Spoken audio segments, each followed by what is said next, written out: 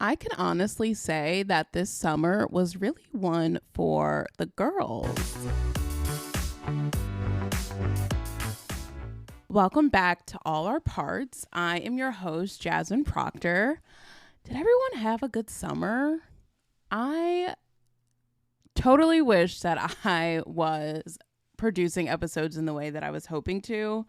Unfortunately, the life lessons were lessening. And so I think for the last 6 months, I've been on a constant learning journey and had to figure some stuff out. And all of that will be shared here in due time.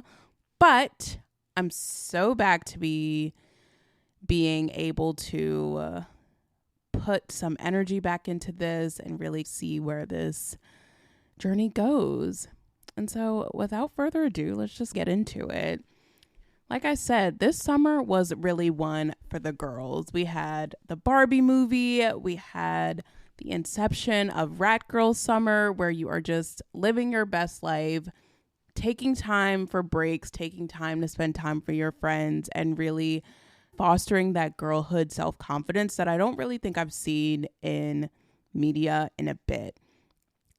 It was giving real women supporting women, girls supporting girl energy, and we love that. Even girl dinner, which got, I think, misconstrued a little bit. Girl dinner is simply you're tired, you had a long day, and you're just putting whatever you can find in the fridge, you're putting that together, and you're calling that win for the night. And sometimes girl dinner is very necessary, but girl dinner is also filling. And so we love that. But my relationship to femininity has always been tricky. As a gay woman who grew up seeing a lot of masculine women being gay, it was hard for me to learn, how do I feel good in my womanhood and feel comfortable with who I am and feel like I'm coming off authentically. And even a lot of my friends who see me now know I'm on this fashion journey right now, and I am feeling the most comfortable and confident that I have felt in my clothes in a very long time. I'm very satisfied with my closet, and I don't know if a lot of people even recognize it is this deep for me, but it's taken a long time for me to really feel comfortable in the clothes that I wear. I remember when I was exploring who I was in high school, I preferred larger clothes. I preferred baggier clothes because I didn't quite understand what masculine clothing would look like for me. And I also found that I was gravitating towards clothes that would hide me. And so that was one piece of it. And then when I got to college, I just wore what felt comfortable. And then I think my sophomore year, I decided, I was like, you know what? I'm not going to wear sweatpants to school. That was where I needed to draw that line because I was doing it so often. And I also was dealing with depression. And so I was like, Jasmine, the least you could do is wear an outfit that makes you feel good. And so I would just throw in some jeans and throw in a t-shirt, but I was still hiding. I wasn't completely out. I wasn't able to be myself. And when I think about the ways that I wasn't able to be myself and how that encompassed so many areas of my life, it's really shocking to me how just being honest about everything, being honest about who I am, how much it impacted so much of my perception of myself and so much of how I presented myself to the world. And so I would say about in the last 2 or 3 years, I've been really yes, I am a girl's girl and all encompassing of the word. And I want my clothes to reflect that. And I think I watch a lot of shows around women in groups. Real Housewives counts. Yellow Jackets has been really good to watch. Those are the first two that come to mind because I watched them this week. But I also what are some traits that I admire, but also clothing. What is something that I would wear that I would feel good in? What's the happy balance for me, and I've leaned into personal style over what's trendy, and that's also been really helpful. And so you'll see me in like more like larger jeans, but unless it's the winter and I'm wearing the standard Ugg boot, you typically won't catch me in a skinny jean.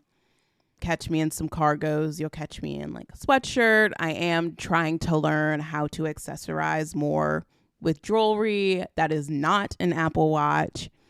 I have been a tried and true fan, so I am trying to grow up a little bit and ditch the Apple Watch. But also watching this emergence of girls supporting girls, women just being authentically themselves has been really healing for me in so many ways that I didn't expect it to. Even thinking about the Barbie movie, I saw it twice this summer, and I love the line where America Ferrera is giving that iconic dialogue or monologue, and she is saying, I'm so tired of seeing every other woman that I know turning themselves in knots to be liked by someone else. And I can imagine that any woman listening to this right now has found themselves wondering, how can I bend myself so that this person likes me, so that I seem more palatable at my job, so that I can attract the guy, I can attract the girl. And that shit's exhausting. And it just does something to our self-esteem over time. We're constantly questioning ourselves. And I tell my friends, I tell anybody that I have the chance to talk to, I am a firm proponent in trusting yourself, trusting in who you are. I recognize and I firmly stand on this fact that there are so many people who would benefit and who would celebrate you, the ambiguous general you, to not trust yourself, your employer, sadly, some snaky friends that you might have, your partner who benefits from you bending over backwards to please them, even your family. Sometimes people are so much more comfortable with you not trusting yourself because they recognize that they gain from you questioning yourself, compromising yourself, being insecure. They recognize, oh, wow, I can get so much more from her when she's not herself, when she's not trusting herself, when she's not questioning herself. That is terrible. That is a very recent realization for me. And so that's something that I've been sitting with. But I'm just coming on here today to remind you to trust above all else. And if it feels selfish, if it feels like it's too much, it's because it might be new. It's like riding a bike. When you get on for the first time, you might bump into the curb, you might fall off, scrape your knee, but you keep doing it and you keep trying it, and eventually it gets easier. The same applies with trusting yourself. When you do it so often, when you allow yourself to lean into your own intuition and think, okay, what feels right to me? What feels good to me? Then I promise you, not only can you love yourself better, but you can love other people better. For me in my own life and not trusting myself, it has ultimately left me feeling resentful to the other person. And it's left me feeling really empty within myself. Resentful because I'm giving so much. I'm giving. And then I'm like, why aren't they giving back to me? Or I have a hunch about somebody and I'm like, you know what? Okay, whatever. Maybe I'm being very critical very early. Maybe I don't know the person that maybe I need to give them more of a chance. And then they show me exactly what I already knew, what I already saw. And yet I let other people convince me that maybe I was making it up, or maybe I was thinking something that wasn't there. And that has ultimately left me hurt. It's left me questioning myself, and me spending so much time questioning myself has left me in such a deep pit of insecurity, a deep pit of feeling not worthy, not valuable, feeling like I can't trust myself. And I truthfully cannot imagine getting back to that place. And that's not to say that it's perfect right now. That's not to say that there aren't moments where I do feel insecure. I feel like I can't trust my own perception, but I work pretty damn hard to make sure the moments where I am not questioning myself, that I am leaning into it full force and being unapologetic about it. And that can be unsettling for some people.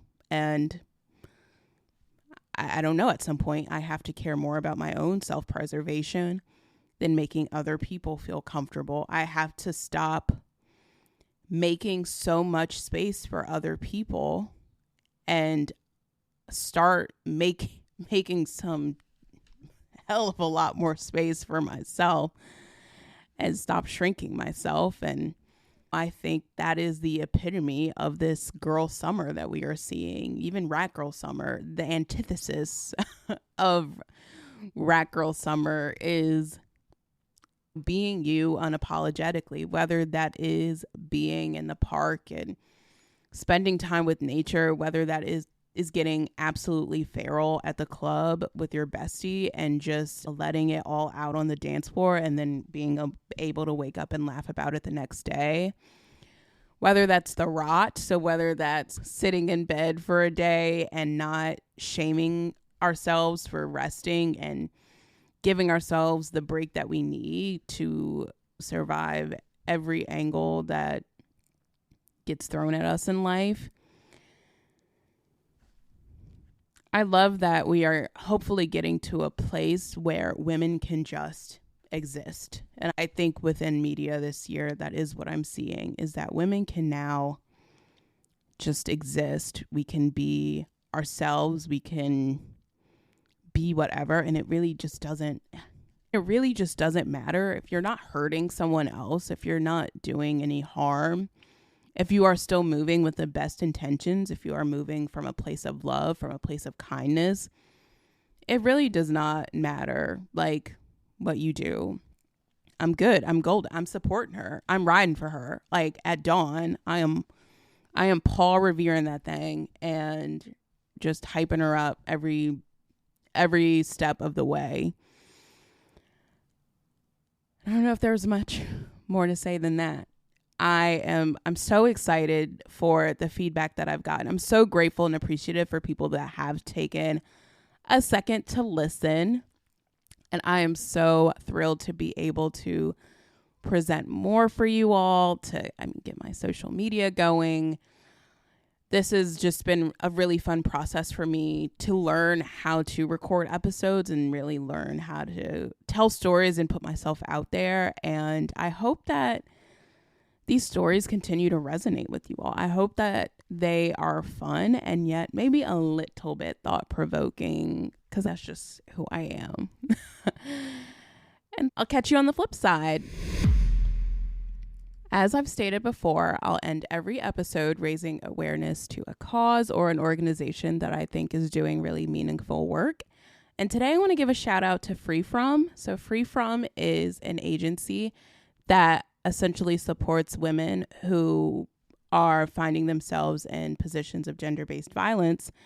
And the goal of this agency is to support the women into finding financial freedom. And with financial freedom comes liberation. It comes the option to move more freely, to make your own choices. And so this is for all women, but especially highlighting queer, trans, immigrant, and BIPOC survivors of gender-based violence. I love the work that they are doing. I love the work culture. They are an organization of its mission to allow women to bring their kids to work, to cover health, vision, and dental insurance, personal and professional growth options. And when we think about the restraints that come with gender-based violence, not just the mental toll that it takes, but being able to physically navigate that situation and being able to physically free yourself. I love that all women have this option. I love that it is one that is truly for all women. And so if you have time, check out their website. donate time, donate funds if you have them, or just know this as a resource, as an option for someone that you might know who might be in this position. Thanks for tuning in. I love ya. And I'll see you next time.